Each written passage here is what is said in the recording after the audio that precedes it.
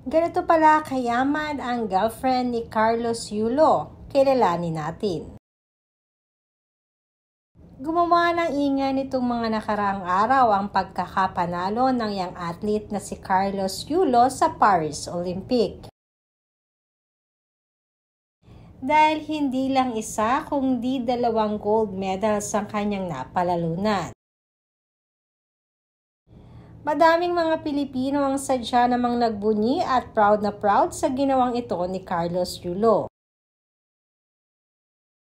Subalit bukod dyan ay marami naman ang mas na intriga sa girlfriend nito na si Chloe San Jose. Nag-viral kasi ang mga nakarang interview ng mami ni Carlos tungkol sa kanilang hindi pagkakaunawaan. Dahil di umano ito kay Chloe at sa mga financial na bagay.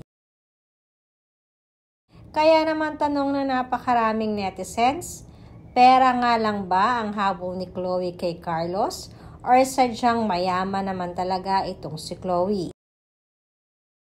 Tara na at kilalanin natin ang girlfriend ni Carlos Yulo.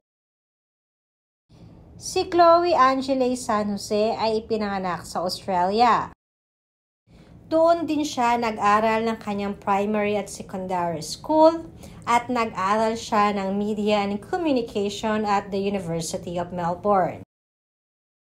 Nakatulong nga ang kurso ni Chloe para maging content creator at social media influencer. Sa kasalukuyan nga isa siyang successful career in digital media. She also works in different brands at madalas din na-feature siya sa online magazines. She is also popular for her lifestyle, travel, and fitness content sa kanya mga social media account katulad ng Instagram at YouTube. Sinasabing ang network ni Chloe ay more than 4 million or $80,000 in a month.